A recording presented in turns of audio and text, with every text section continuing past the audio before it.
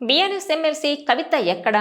Tihar jail నుంచి విడుదలై 3 నెలలు గడుస్తున్నా ఆమె ఎక్కడా కనిపించడం లేదు, వినిపించడం లేదు. అయితే అసలు ఆమె సైలెన్స్కు కారణం ఏంటి? కావాలనే ఆమెను దూరంగా ఉంచారా? కేసీఆర్ ఆదేశాల మేరకే కవిత ఇంటికే పరిమితమయ్యారా? లేక ఆమె జనాలకు దూరంగా ఉంటున్నారా? పార్టీలో ఆమె ఎందుకు యాక్టివ్ కాలేకపోతున్నారు? ఇటు రాజకీయ వర్గాల్లోనూ అటు ప్రజల్లోనూ ఇదే అంశం చర్చనీయాంశంగా మారింది. కవిత ఓసారి ఎంపీగా గెలిచి పార్లమెంట్లో అడుగుపెట్టారు. ప్రస్తుతం ఎమ్మెల్సీగా ఉన్నారు. కానీ లిక్కర్ కేసులో అరెస్ట్ అయి జైలు నుంచి విడుదలైన తర్వాత ఆమె పైకి ధైర్యంగానే ఉన్నట్టు కనిపించారు. దేశం కోసం పోరాడొచ్చినట్టుగా ఘన స్వాగతం పలికారు నేతలు, కార్యకర్తలు. ఆ తర్వాత నాది తెలంగాణ, కేసీఆర్ బిడ్డను అంటూ చెప్పుకొచ్చారు. ఎవరిని వదిలిపెట్టనని వార్నింగ్ కూడా ఇచ్చారు ఆమె. ఆ తర్వాత ఇంటికే పరిమితమయ్యారు. 10 రోజుల తర్వాత రాజకీయాల్లో యాక్టివ్ అవుతారని, రెట్టింపు ఉత్సాహంతో పనిచేస్తారని బీఆర్ఎస్ వర్గాలు భావించాయి. కానీ కవిత బయటకొచ్చి 3 నెలలవుతోంది. ఎక్కడా ఆమె కనిపించటం లేదు.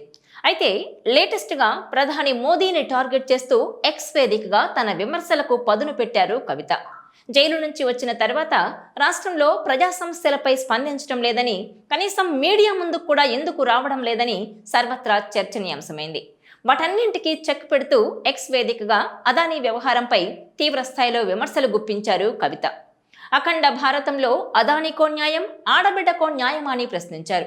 బీజేపీ ప్రధాని మోదీపై తీవ్ర ఆరోపణలు చేశారు. జైలు నుంచి విడుదలయ్యాక తొలిసారి రాజకీయ వ్యాఖ్యలు చేశారు. ఎన్ని ఆరోపణలొచ్చినా ప్రధాని అదానీ వైపేనా అని ప్రశ్నించారు. ఆధారాలు లేకున్నా ఆడబిడ్డను కాబట్టి అరెస్టు చేయడం ఈజీనా? ఆధారాలున్నా అదానీని అరెస్టు చేయడం మాత్రం కష్టమా అని ప్రధానిని నిలదీశారామె. దీంతో ఒక్కసారిగా ఇటు ప్రజల్లోనూ అటు రాజకీయ వర్గాల్లోనూ హాట్ టాపిక్గా మారారు కవిత. అయితే ఇక నుంచి ప్రజా సమస్యలపై కవిత ఘాటుగా స్పందించనున్నట్టు సమాచారం. కేంద్రంలోని బీజేపీ ప్రభుత్వం రాష్ట్రానికి చేస్తున్న అన్యాయం, బీఆర్ఎస్ నేతలపై మోపుతున్న కేసులు, ప్రస్తుతం అనుసరిస్తున్న విధానం, రాష్ట్రానికి ఇవ్వాల్సిన వాటా నిధులు కేటాయింపుల్లో అన్యాయం, ప్రాజెక్టులకు జాతీయ హోదా, ఇలా అన్ని అంశాలను ఎండగట్టేందుకు అంశాల వారీగా ప్రణాళికలు సైతం రూపొందించినట్టు తెలుస్తోంది. మరోవైపు రాష్ట్రంలో కాంగ్రెస్ ప్రభుత్వం అధికారంలోకి వచ్చి ఏడాది పూర్తి చేసుకున్న సందర్భాన్ని పురస్కరించుకొని ప్రజాపాలన, ప్రజా విజయోత్సవాలపై విమర్శలు చేయనున్నట్టు సమాచారం. ఈ నేపథ్యంలోనే కవిత త్వరలో జనంలోకి రాబోతున్నారని, తాజా రాజకీయ పరిణామాలను ఆవిడ ఆసక్తిగా పరిశీలిస్తున్నారని చెబుతున్నాయి పార్టీ శ్రేణులు. కేంద్ర రాష్ట్ర ప్రభుత్వాలు అనుసరిస్తున్న ప్రజా వ్యతిరేక విధానాలపై విమర్శల స్పీడ్ పెంచనున్నట్టు సమాచారం. క్షేత్రస్థాయిలో ప్రజాక్షేత్రంలోకి వెళ్లేలా ప్రణాళికలు రూపొందిస్తున్నారట. పార్టీ నేతలతోనూ కుల సంఘాలతోనూ భేటీ కాబోతున్నట్టు విశ్వసనీయ సమాచారం. లిక్కర్ స్కామ్ కేసులో ఈ ఏడాది మార్చి 15న కవితను ఈడీ అధికారులు అరెస్టు చేశారు. ఇదే సమయంలో సిబిఐ సైతం కేసు నమోదు చేసింది. ఆగస్టు 27న సుప్రీంకోర్టు బెయిల్ మంజూరు చేసింది. దీంతో 164 రోజుల తర్వాత ఆమె జైలు నుంచి బయటకొచ్చారు. ఆ తర్వాత ఆమె గైనిక్ సమస్యలతో బాధపడుతూ రాజకీయాలకు దూరంగా ఉన్నారని సమాచారం. దాదాపు 3 నెలల పాటు కుటుంబ సభ్యులతోనే గడిపారు. ఒక్క రాజకీయ విమర్శ సైతం చేయలేదు. ప్రస్తుతం సోలార్ ఎనర్జీ కొనుగోలు ఒప్పందం విషయంలో ఎక్స్ వేదికగా అదానీ వ్యవహారంపై మండిపడ్డారామె. అదానీకో న్యాయం, ఆడబిడ్డకో న్యాయం అంటూ ప్రశ్నించారు. దీంతో ఒక్కసారిగా రాజకీయ వర్గాల్లో చర్చనీయాంశమైంది. అయితే ఒకవైపు సోషల్ మీడియా వేదికగా కేంద్ర రాష్ట్ర ప్రభుత్వ వైఫల్యాలపై ప్రశ్నిస్తూ, మరోవైపు క్షేత్రస్థాయిలో ప్రజాక్షేత్రంలోకి వెళ్లేలా ప్రణాళికలు రూపొందిస్తున్నట్టు సమాచారం. సంక్రాంతి నుంచి ప్రజల్లోకి వెళ్లి ప్రభుత్వ తీరును ఎండగట్టేందుకు సిద్ధమవుతున్నారని, అలాగే క్యాడర్తోనూ సమావేశాలు నిర్వహించనున్నట్టు తెలుస్తోంది. అయితే అంతకంటే ముందే కవిత బయటకొచ్చే అవకాశం ఉందని పార్టీ సీనియర్ నేతలు అభిప్రాయపడుతున్నారు. త్వరలోనే నిజామాబాద్ ఉమ్మడి జిల్లా నేతలతో పాటు ఇతర కుల సంఘాల ముఖ్య నేతలతోనూ భేటీ కానున్నట్టు సమాచారం. ఇదిలా ఉంటే ప్రస్తుతం రాష్ట్రంలో సమగ్ర కుటుంబ సర్వే కొనసాగుతోంది. ఈ నేపథ్యంలోనే కవిత జాగృతి ఆధ్వర్యంలో ఈ నెల 26న బీసీ డెడికేషన్ కమిషన్కు వినతి పత్రం అందజేయనున్నట్టు పార్టీ నేతలు తెలిపారు. కమిషన్ న్యాయబద్ధంగా కులగణన వివరాలు సేకరించాలని విజ్ఞప్తి చేయనున్నారు.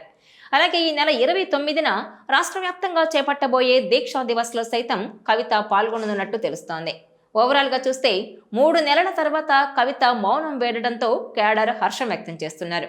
కవిత రాకతో గులాబీ శ్రేణుల్లో జోష్ వస్తుందని పార్టీ నేతలు అభిప్రాయపడుతున్నారు. అయితే ఢిల్లీ లిక్కర్ స్కామ్ కేసులో 5 నెలలకు పైగా తీహార్ జైల్లో రిమాండ్ ఖైదీగా ఉన్న కేసీఆర్ కూతురు కవిత ఈ ఏడాది ఆగస్టు 28న బెయిల్పై విడుదలయ్యారు. అందుకోసం తెర వెనుక చాలా కసరత్తు జరిగిందని పొలిటికల్ టాక్. జైలు నుంచి బయటకొచ్చిన రోజు కవిత చేసిన ప్రతిజ్ఞలు, వార్నింగులు, బిగించిన పిడికిలు చూస్తే సగటు బీఆర్ఎస్ కార్యకర్తలందరికీ రోమాలు నిక్కబొడిచాయి.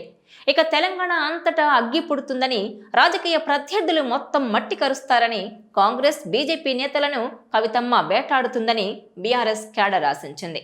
కానీ పరిస్థితులు చూస్తే పూర్తిగా రివర్స్గా మారిపోయాయి. 3 నెలలుగా ఆమె సైలెంట్గానే ఉన్నారు. అయితే జైలు నుంచి విడుదలై హైదరాబాద్ వచ్చిన తర్వాత ఫామ్ హౌస్లో తండ్రి కేసీఆర్ను కలిశారు కవిత. ఆ సందర్భంగా గులాబీ బాస్ ఆమెకు స్ట్రాంగ్ వార్నింగ్ ఇచ్చారట. కొంతకాలం పాటు నోరు విప్పొద్దని, అనవసరంగా రెచ్చిపోయి మాట్లాడొద్దని సూచించారట.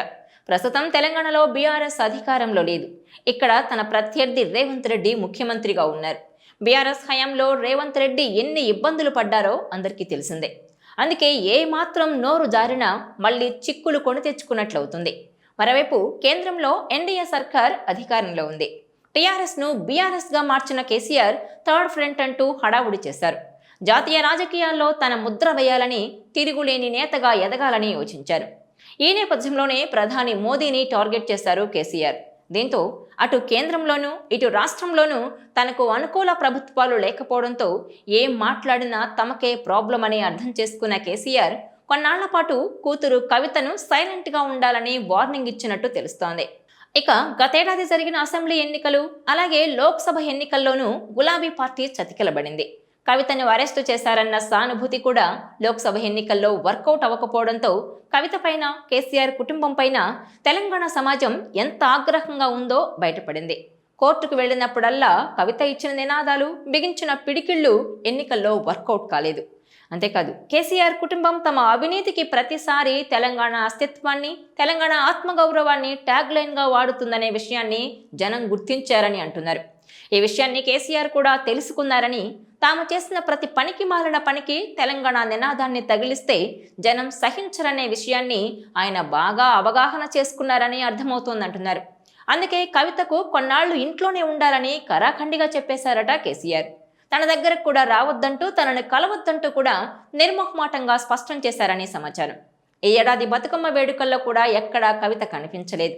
ఇదే విషయాన్ని కాంగ్రెస్ సోషల్ మీడియా ఎత్తు చూపుతోందని, దసరా సమయంలో అనారోగ్యంతో హాస్పిటల్లో చేరినట్టు కవిత వీడియోలు రిలీజ్ చేశారని ఆమె అనుచర వర్గం చెప్పినట్టుగా తెలుస్తోంది. అయితే ఇటీవల ప్రభుత్వ కులగణన కోసం ఇంటికొచ్చినప్పుడు వాళ్లకు కనిపించారట కవిత. ఈ 2 సందర్భాల్లో మినహాయించి 3 నెలల్లో ఎక్కడా కవిత కనపడలేదు. బీఆర్ఎస్ తరపున అన్ని వ్యవహారాల్లో కేటీఆర్ ముందుండి మాట్లాడుతున్నారు. తన ఉనికి నిలబెట్టుకోవడానికి హరీష్ రావు కూడా ఏదో ఒక సందర్భంలో మాట్లాడుతూనే ఉన్నారు. కానీ కవిత మాత్రం కనిపించలేదు. కవిత జనంలోకి వస్తే మిగిలిన పార్టీలకు అనవసరంగా లేనిపోని అస్త్రం ఇచ్చినట్టు అవుతుందని ముందుగా గుర్తించే కేసీఆర్ కవితను పూర్తిగా ఇంటికే పరిమితమవ్వాలని చెప్పినట్టు తెలుస్తోంది. అవన్నీ కవిత కూడా తూచా తప్పకుండా పాటించారని అంటున్నారు. సొంత పార్టీ నేతల ఇళ్లలో జరిగే ఫంక్షన్స్ కూడా కవిత హాజరవ్వలేదు. మరోవైపు బీఆర్ఎస్ హయాంలో ఎన్నో అవినీతి అక్రమాలు జరిగాయంటూ ఎన్ని ఆరోపణలు వచ్చినా కూడా పార్టీ క్లిష్ట పరిస్థితుల్లో ఉన్నప్పుడు కూడా కవిత ఎక్కడా నోరు విప్పలేదు. దీంతో ఆమె బెయిల్పై విడుదలయ్యేందుకు లోపాయికారి ఒప్పందాలు జరిగాయని, వాటి ప్రకారమే కవిత మౌనంగా ఉన్నారని కూడా వార్తలొచ్చాయి. అయితే 2 అడుగులు వెనక్కి వేస్తే సింహం తగ్గినట్టు కాదని, అదును చూసుకొని పంజా విసురుతారని అంటున్నారు గులాబీ శ్రేణులు. కవిత సమయం చూసుకొని జనంలోకి వస్తారని, ఆ టైం కోసమే వేచి చూస్తున్నారని చెబుతున్నారు. ఇక తాజాగా అదానీ వ్యవహారంపై ఎక్స్ వేదికగా తీవ్ర స్థాయిలో విమర్శలు గుప్పించారు. దీంతో కవిత త్వరలో ప్రజాక్షేత్రంలోకి వస్తారని, అందుకోసం ప్రణాళికలు కూడా రెడీ చేస్తున్నట్టు సమాచారం. ఈ వీడియో మీకు నచ్చినట్లయితే please share, like and subscribe R24 Telugu.